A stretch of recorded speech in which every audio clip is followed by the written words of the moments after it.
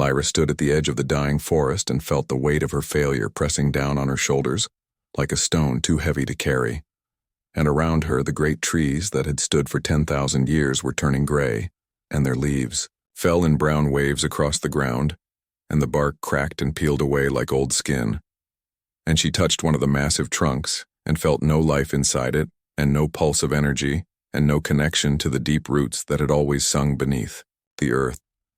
And now there was only silence and emptiness and death. Her people were dying too, and not quickly like in battle or sickness, but slowly, like the trees, and they grew weaker each day, as the air became harder to breathe,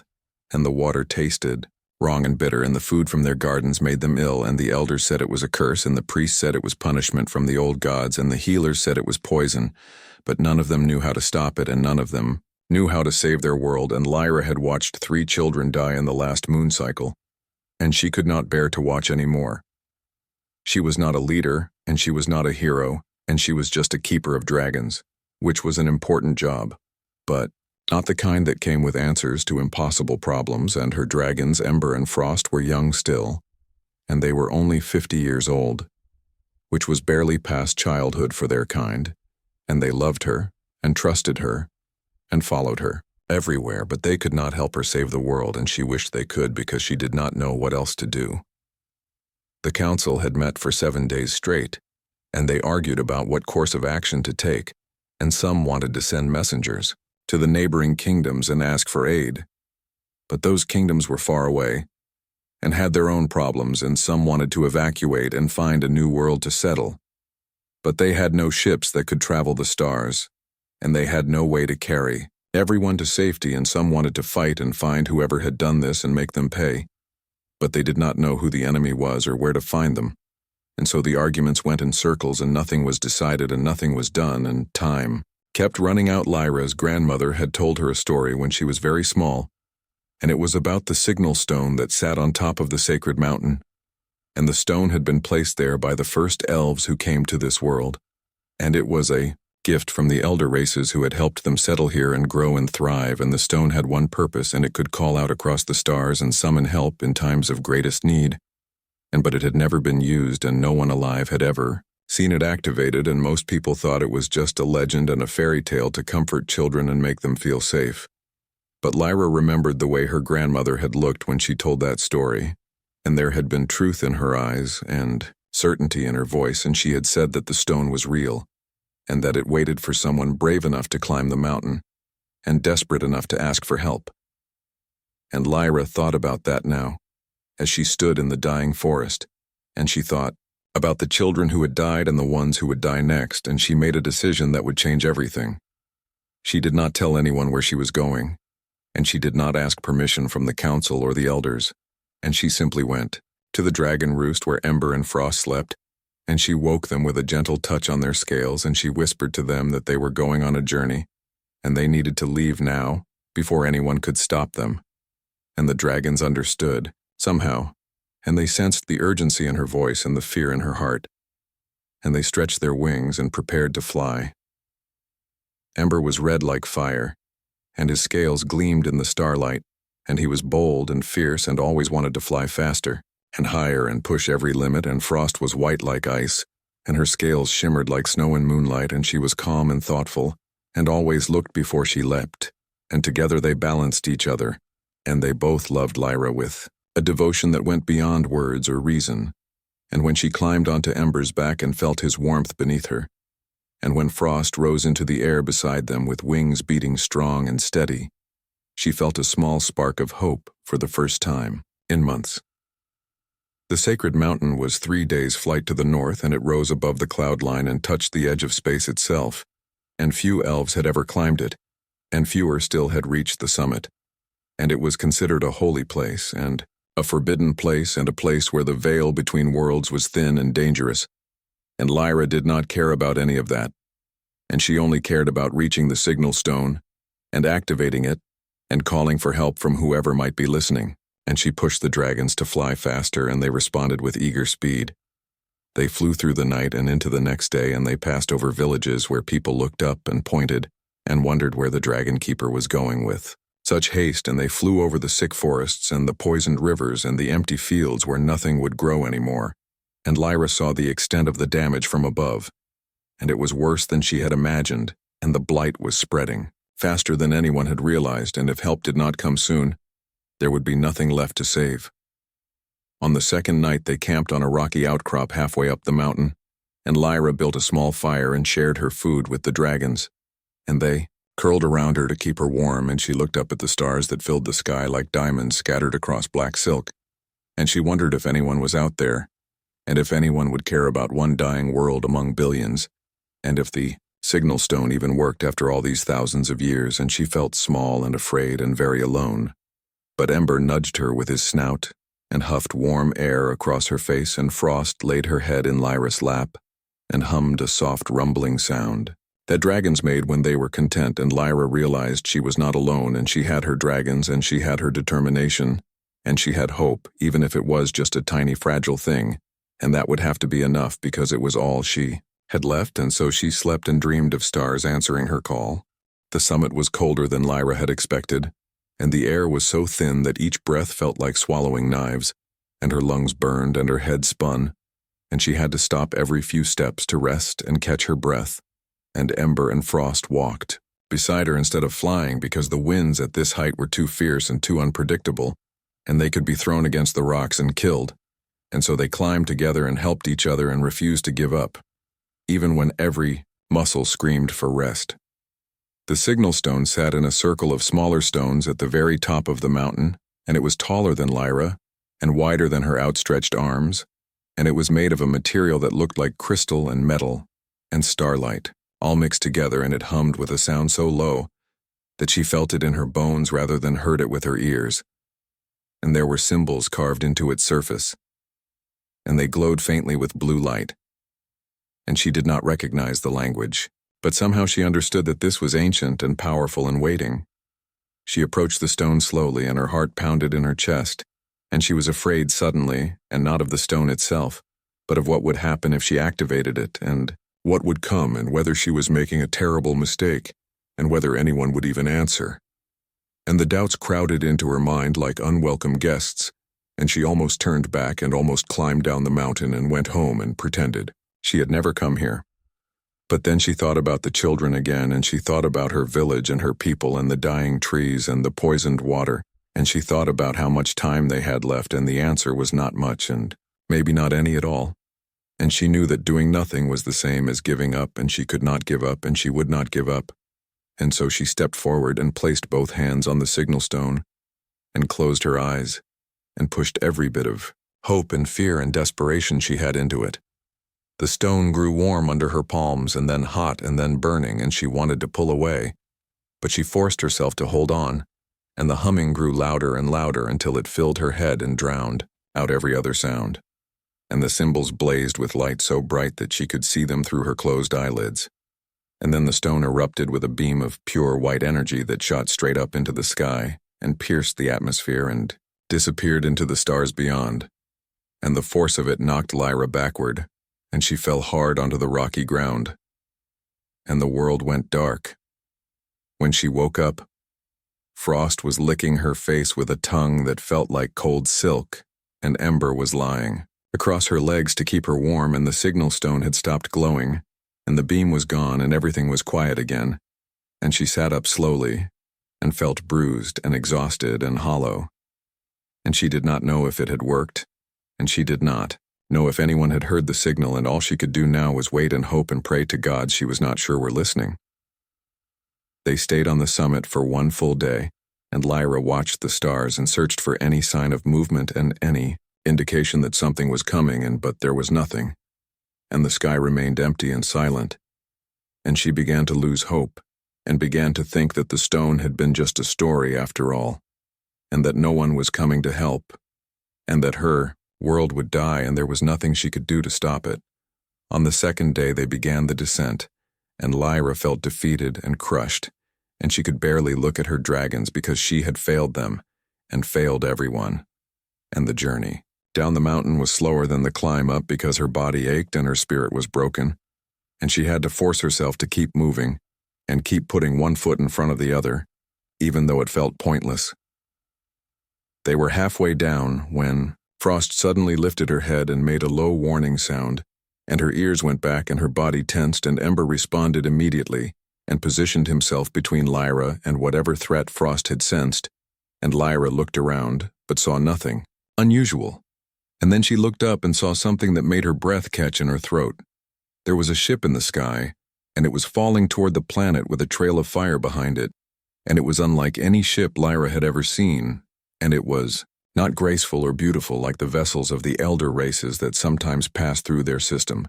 and it was brutal and functional and covered in metal plates that looked like armor, and it had markings on the hull that glowed red, and it was coming in fast and hot and completely out of control. Lyra watched in horror as the ship plummeted through the clouds, and she thought it was going to crash into the mountain and kill them all, and she grabbed onto Ember's neck and prepared to die, but at the last moment the ship pulled up and corrected its trajectory, and roared over their heads so close that she could feel the heat from its engines, and it disappeared over the ridge. And then there was a tremendous boom, and the ground shook, and a plume of smoke and dust rose into the air from the valley below. The dragons took off immediately and flew toward the crash site, and Lyra held on tight, and her mind raced with questions and possibilities and fears, and she did not know if this was the answer to her signal, or if it was something else entirely, and she did not know if these newcomers were friends or enemies, and she did not know if she had just made everything worse by calling them here. The ship had come down in a meadow near her village, and it had plowed a trench through the earth that was 50 meters long, and the grass was burning, and the trees at the edge of the meadow were on fire, and villagers were running toward the crash site with buckets of water and tools and weapons, and they did not know what to do or what to expect. And Lyra felt responsible because this was her doing, and if anyone got hurt, it would be her fault. The ship was larger up close and more intimidating, and it sat in the middle of the burning meadow like a predator at rest, and the metal was scorched black in places, and there were dents and scratches all over the hull, and it looked like it had been through a war, and Lyra wondered what kind of beings would fly in such a vessel and what they would want, and whether they had really come to help, or if they had other plans. Then a door opened in the side of the ship, and a ramp extended down to the ground, and smoke poured out. And there was a hissing sound, like air escaping, and Lyra held her breath and watched as figures emerged from the smoke and stepped into the sunlight. And she saw them clearly for the first time, and realized with shock that they were not like any species she had ever encountered, and they were shorter than elves, and their ears were round, and their skin was dark brown, and they wore suits that looked like they were designed for battle. The leader was a woman, and she walked down the ramp with confidence and authority, and she looked around at the gathered elves in the burning meadow and the dragons circling overhead, and she smiled like this was all perfectly normal, and she pulled a device from her belt and pressed a button and spoke into it, and her words were strange and foreign and made no sense, and then the device beeped and clicked, and suddenly the words transformed into something Lyra could understand. "Hello there, and sorry about the landing, and our pilot is still learning, and we got your signal, and we came as fast as we could, and my name is Captain Patricia Moore, and we are humans, and we are here to help." Lyra stared at the human captain and tried to process what she had just heard, and the woman had said they were here to help. But Lyra had sent the signal for the elder races, and for the ancient civilizations that had existed for millions of years, and had wisdom beyond measure. And these humans looked nothing like that, and their ship was smoking and damaged, and they had crashed into her meadow and set everything on fire, and she did not know whether to feel relieved or terrified or disappointed. The other elves were murmuring among themselves and pointing at the humans, and some had weapons drawn, and some looked ready to fight, and others looked curious and confused, and the village elder stepped forward, and his name was Torin, and he had lived for 600 years and seen many strange things, but never anything quite like this. And he looked at Captain Patricia Moore and spoke in the formal way of the old tongue. "We did not call for humans, and we called for the elder races and the great civilizations. And you are not them. And why have you come here, and what do you want from us?" Patricia listened to the translation device and nodded, and her expression was understanding and not offended, and she gestured to her crew who were all ready, unloading crates and equipment from the ship with practiced efficiency, and she spoke plainly and directly. "You are right, and we are not the elder races, and we are actually pretty new to space travel, and we have only been out here for about 2 100 years, and most of the galaxy thinks we are too young and too primitive to matter, and they ignore us at their councils and laugh at us when we try to trade and tell us to go back home and wait our turn. But here is the thing about humans, and we do not like being told what we cannot do, and we do not like watching people suffer when we can help. And your signal went out to everyone. And the elder races probably received it, and they probably discussed it in their committees and formed study groups and debated the proper protocols, and they will probably send someone in a few years when they finish all their paperwork. But we heard your signal 3 days ago, and we came immediately because that is what humans do. Torin looked uncertain, and he glanced at Lyra because everyone knew by now that she had climbed the sacred mountain and activated the signal stone, and this was her responsibility and her burden, and she stepped forward, even though her legs felt weak and her voice shook. Our world is dying, and the trees are turning gray, and the water is poisoned, and our children are getting sick, and we do not know how to stop it. And can you help us? Patricia looked at her with eyes that were sharp and intelligent and kind, and she nodded once and turned to her crew and started giving orders in rapid succession. And people moved with purpose and coordination, and they pulled out devices that beeped and hummed and scanned the air and the soil and the water, and they took samples and ran tests and worked with a speed and intensity that left the elves standing and staring in amazement. One of the humans approached Lyra, and she was young and had black hair pulled back in a braid, and her skin was lighter than Patricia's, and she had an eager, friendly smile.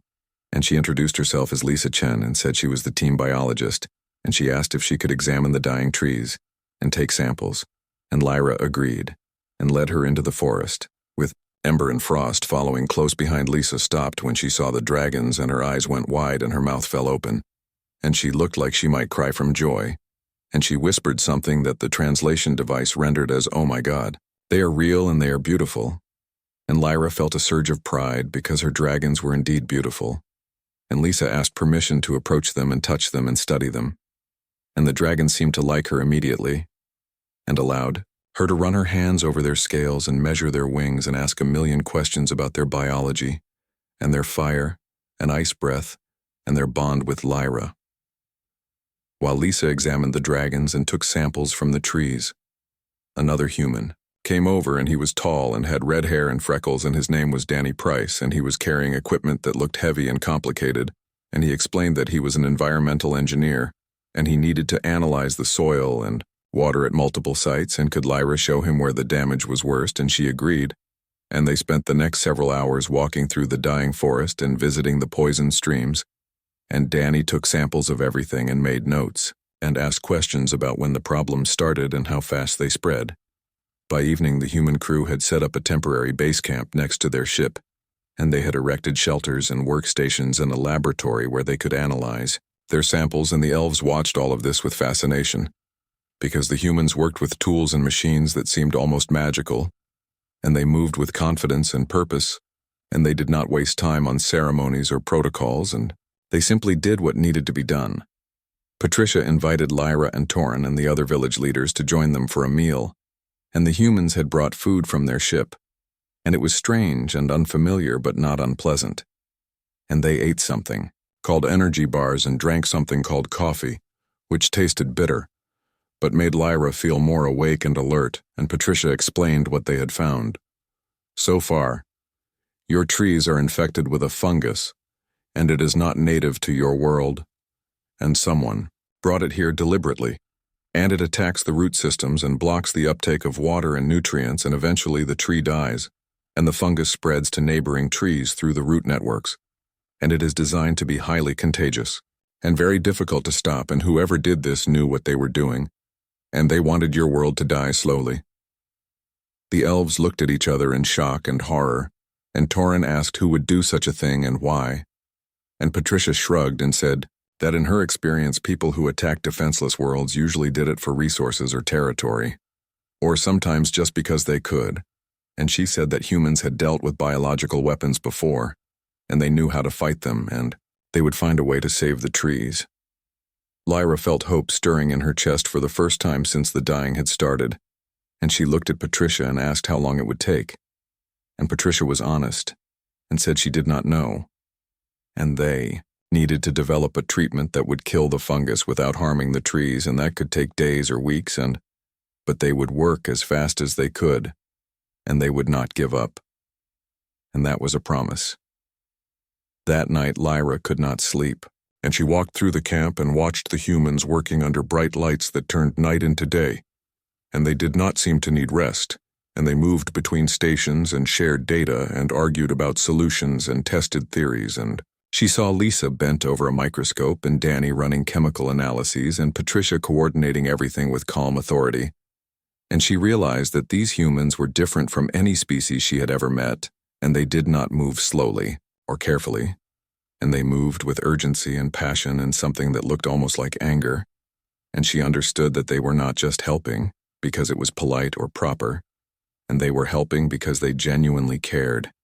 and because they had decided that this world was worth saving and nothing was going to stop them. Ember came and sat beside her, and she leaned against his warm scales and whispered, "Thank you to the stars, and to the signal stone,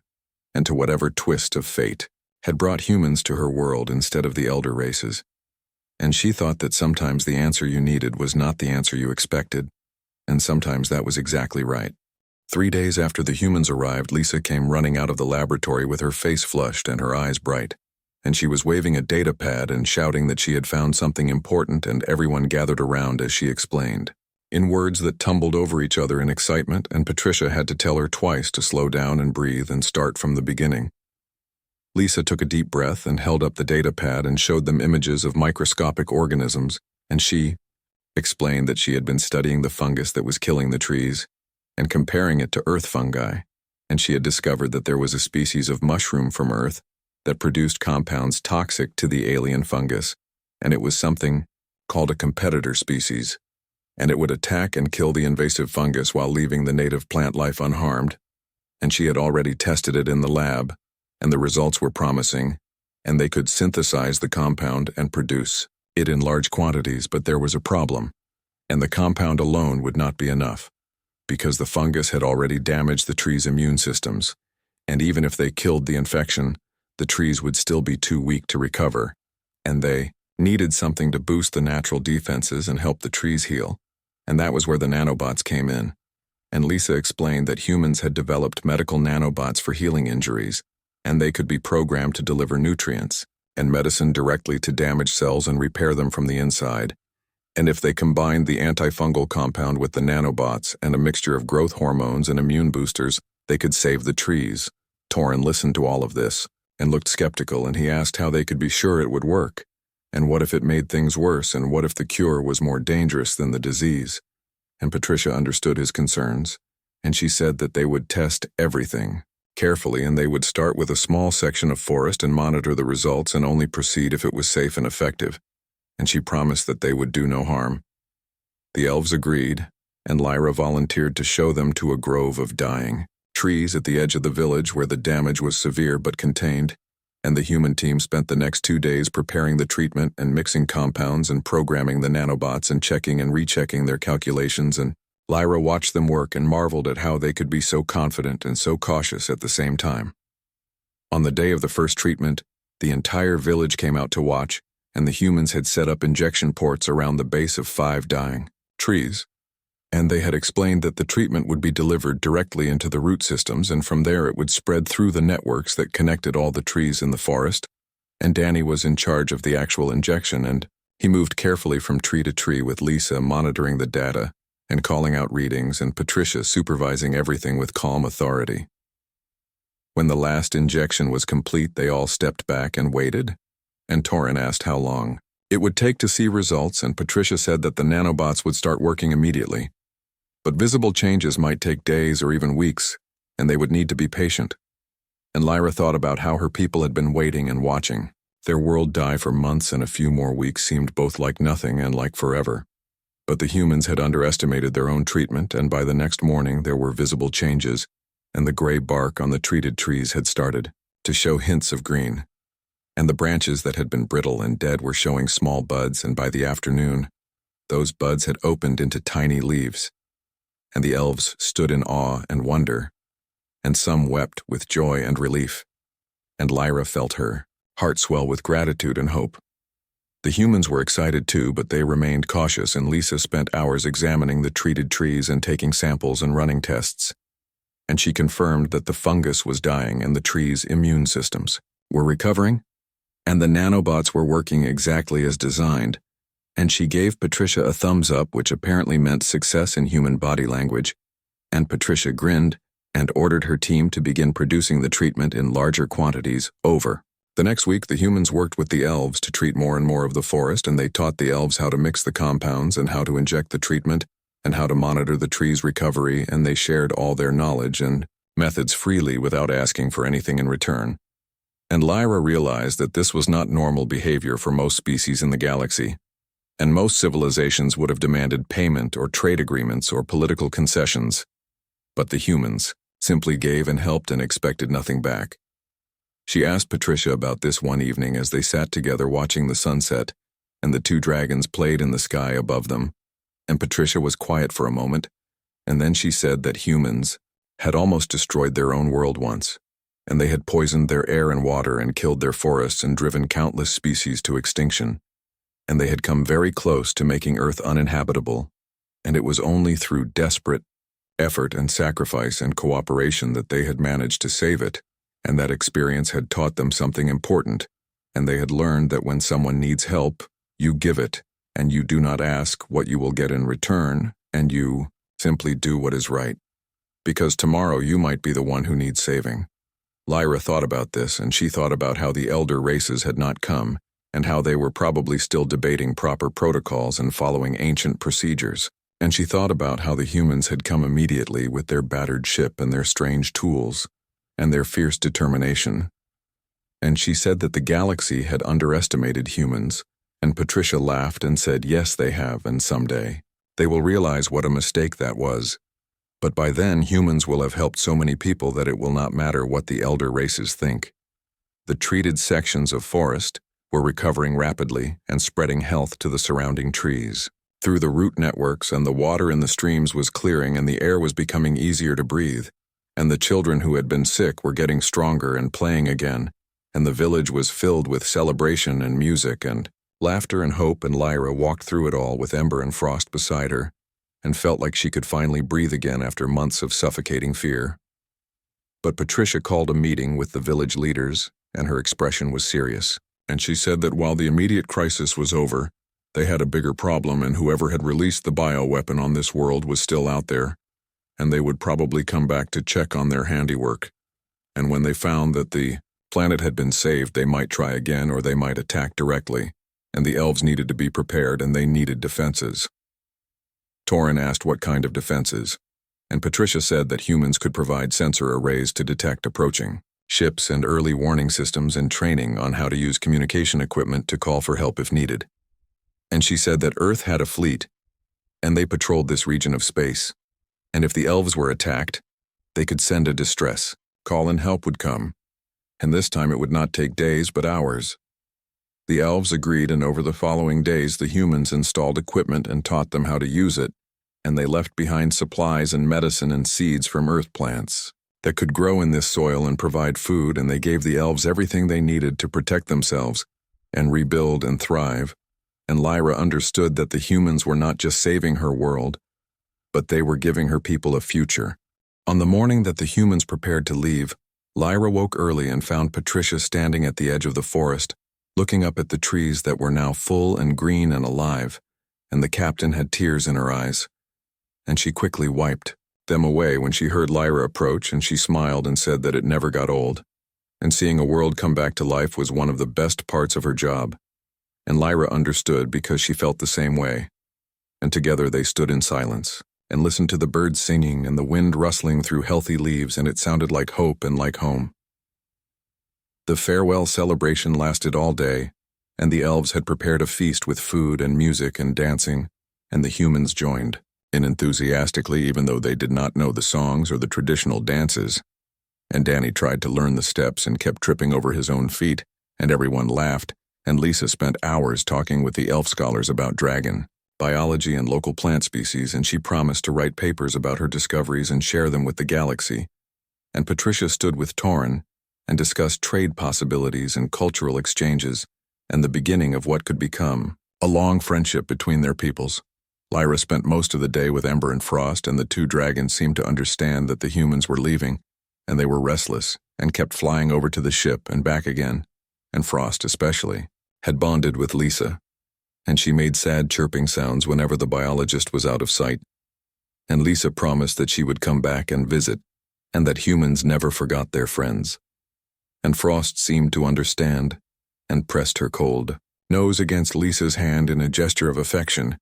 As evening approached, Patricia gathered the village leaders and the human crew, and she gave a speech that the translation device rendered into the formal tongue, and she said that it had been an honor to help them, and that their world was beautiful and their people were strong and brave, and she said that humans would remember what happened here,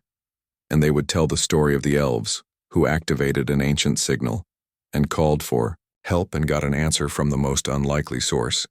And she said that this was just the beginning, and that the friendship between humans and elves would grow and strengthen over time. Torin responded with his own speech, and he thanked the humans for their courage and generosity and skill.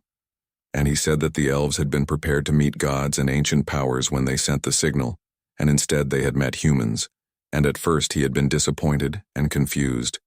but now he understood that sometimes the universe sends exactly what you need and not what you expect, and humans were exactly what they had needed. And he declared that from this day forward, humans would always be welcome in their lands and among their people, and their children would learn the story of Captain Patricia Moore and her crew, who came from Earth to save a dying world. The actual departure was harder than Lyra had expected, and she had grown close to the human crew over the past 2 weeks, and especially to Lisa and Patricia and Danny, and she did not want them to go, but she understood that they had other places to be and other people to help. And she walked with them to their ship and helped them load the last of their equipment, and Ember and Frost flew circles overhead and breathed fire and ice into the sky in a salute that made the humans cheer and take pictures. Patricia pulled Lyra aside before boarding, and she handed her a small device and said it was a communicator, and it was linked to the human fleet, and if Lyra ever needed help or just wanted to talk, she could use it to send a message and someone would always answer. And Patricia also gave her a data chip and said it contained information about Earth and human culture and history and technology, and it was a gift so that the elves could learn more about their new friends, and Lyra accepted both with gratitude and promised to use them. Lisa gave Lyra a different gift, and it was a small plant in a container, and she explained that it was called a sunflower, and it was from Earth, and it was hardy and easy to grow, and it would remind Lyra that life always found a way, and that hope was never truly lost. And Lyra held the plant carefully, and said she would care for it and watch it grow and think of Lisa every time she saw it. Bloom, the human ship, lifted off with much less drama than its arrival, and the repairs that the crew had made over the past 2 weeks meant that it rose smoothly and steadily into the sky, and there was no smoke or fire and no crash landing, and just a clean departure that left the meadow intact and peaceful. And Lyra watched until the ship was just a tiny point of light among the stars, and then even that disappeared, and she felt empty and full at the same time. In the days that followed, life in the village returned to normal, but it was a different normal and a better one, and the forests continued to heal and spread that healing across the entire continent, and the water ran clear and pure, and the air was sweet and breathable, and the children grew strong and healthy, and the elders said it was a miracle, and the priests said it was divine intervention, and Lyra said it was humans and their determination and their refusal to accept that anything was impossible. She planted the sunflower in the garden behind her house and tended it carefully and watched it grow tall and strong, and when it finally bloomed with bright yellow petals that turned to follow the sun, she smiled and thought about Lisa and Patricia and Danny and all the others who had come so far to help strangers, and she used the communicator to send them a picture of the flower and a message that said, "Thank you, and we remember you, and you will always be welcome here." The response came back within hours, and it was from Patricia, and she said that seeing the sunflower made her day, and that the crew often talked about the elf world and the dragons and the people they had met, and she said that humans had a saying, and it went that we are all made of star stuff and we are all connected, and distance does not matter when friendship is real, and she said that one day they would visit again, and they would bring More stories and more seeds and more hope. Months passed, and then years, and the elf world thrived and grew stronger, and they built new relationships with neighboring systems, and they learned to use the technology the humans had left behind, and they even built their own small ships that could travel between planets, and Lyra became an ambassador and traveled with Ember and Frost to other worlds and told the story of how humans had answered a signal that was not meant for them and had saved a dying planet and asked for nothing in return. Other species listened to her story with skepticism at first, and they said that humans were young and reckless and foolish. But then more stories began to emerge, and other worlds told of humans arriving to help with disasters and famines and plagues and wars, and they came quickly and worked tirelessly and left behind gifts and knowledge and friendship, and slowly the galaxy began to realize that they had been wrong about humans, and that these young upstart beings from a small blue planet had something that the elder races had lost somewhere in their millions of years of existence, and they had compassion and urgency, and the absolute stubborn refusal to stand by and watch others suffer when they could do something about it. Lyra stood on the sacred mountain one clear night and looked up at the stars, and she thought about the signal stone and how it had brought humans to her world and changed everything, and she thought about how the universe worked in mysterious ways and how sometimes the answer to your prayers came from the most unexpected direction. And she placed her hand on the stone and whispered a blessing and a thank you and a promise that she would never forget what humans had done, and that she would spend the rest of her life making sure others knew the truth about these remarkable beings who had come from Earth far above. In the darkness of space, a human ship passed through the system on patrol, and it detected the faint energy signature from the signal stone and logged it in their database and continued on its way, and keeping watch over this sector of the galaxy and protecting those who could not protect themselves, and living up to the promise that Patricia had made, and that when someone calls for help, humans will always answer, and they will always come, and they will never give up, because that is what humans do, and that is who they are. And the galaxy was slowly learning that having humans as friends was one of the best things that could happen to you, and underestimating them was one of the worst mistakes you could make.